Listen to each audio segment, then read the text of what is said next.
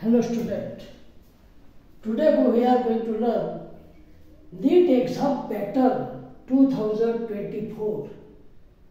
How will be the pattern of this exam, and this must be known before entering the examination hall. You must know these things. How is examination pattern?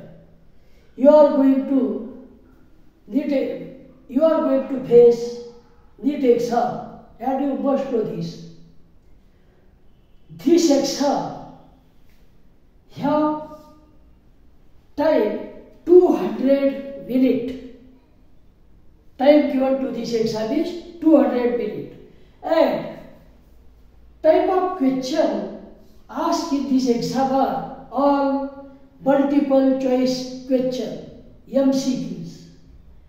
Number of question is 200.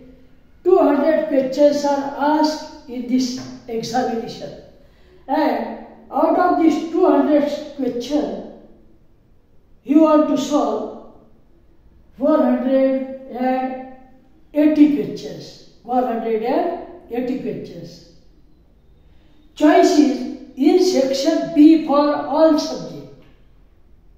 Choices in section B for all subjects. We will learn that after this. Every correct answer carries 4 marks. प्रत्येक बरोबर उत्तराला 4 marks असतात. And every incorrect answer have -1. This here is negative marking system. बरोबर उत्तराला तुम्हाला 4 mark मिळतील, तर उत्तर जर तुम्ही चुकीचं लिहिलं तर त्याचा 1 मार्क कमी होईल. That will be given -1 mark. So in this examination, there are 3 subjects, that is physics, chemistry and biology. Biology is divided into 2 subjects again, botany and zoology. We consider here thus 4 subjects, botany and zoology, 2 sections of biology or 2 divisions of biology. So, physics, section A, 35 questions are asked, and this 35 question carries 140 marks. Section B, in the physics, there are 15 questions. Total questions in the section B are 15, out of which you want to solve 10 questions, any 10 questions. Chemistry, in section B, there are 35 questions, carries 140 marks. Section B, there are 15 questions, you want to attempt 10 questions which carries 40 marks. Here also 140 plus 40, 180. Here 140 plus 40, here also 180 marks. Now in botany, section A, there are 35 questions, 140 marks. Section B, 15 questions, out of which you want to solve 10. This carries also 40 marks. In zoology, section A, 35 questions, 140 marks. Section B, 15 questions, out of which attempt any 10, 40 marks. Total marks is 720. 720. Each subject carries 180 mark.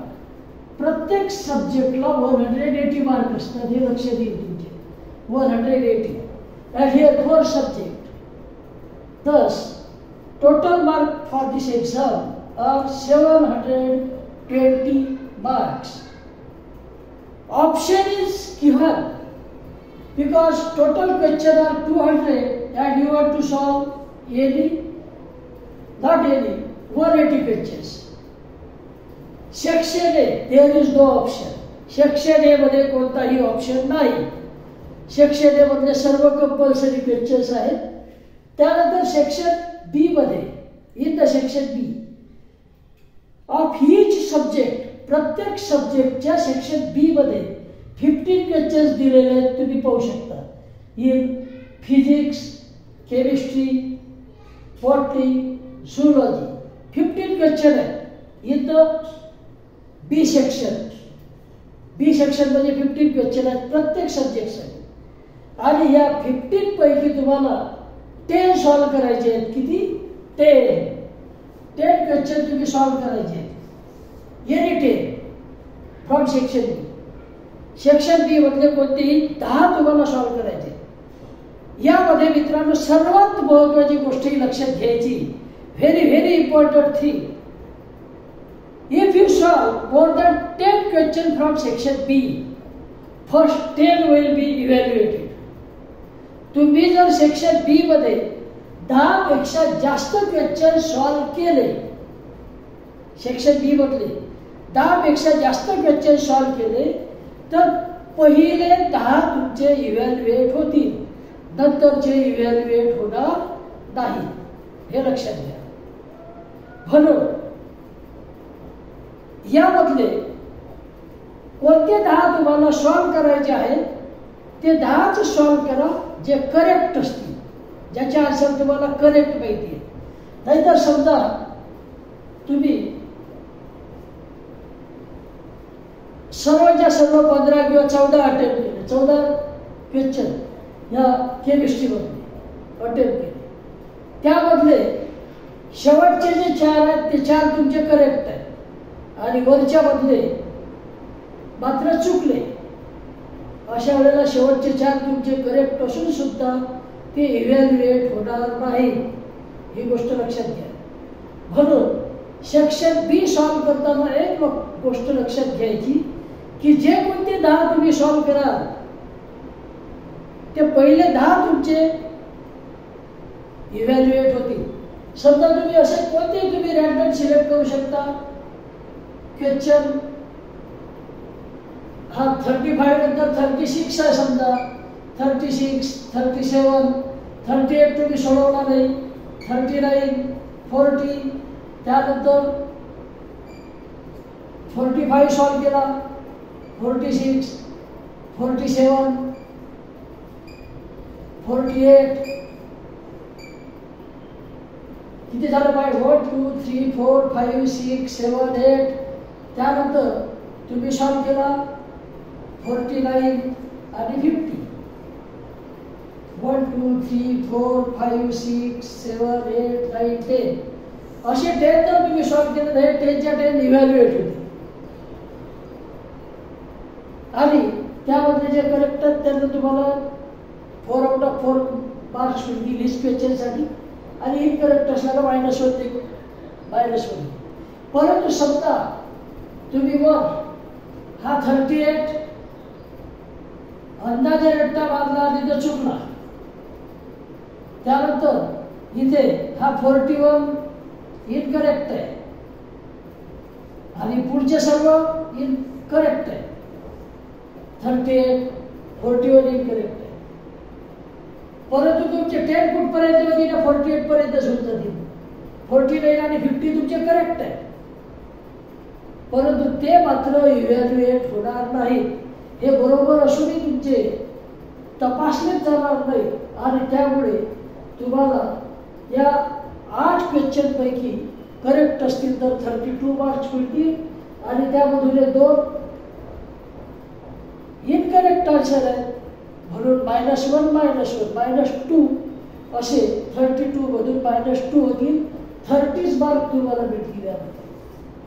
ही गोष्ट लक्षात घ्यायची. म्हणून यामध्ये choice जरी असला की section B मध्ये प्रत्येक सब्जेक्टच्या सेक्शन बी मध्ये चॉईस जरी असला, अटेम्प्ट 10 जरी असले तरी ते 10 जे तुम्हाला येतात ते सॉल्व करा.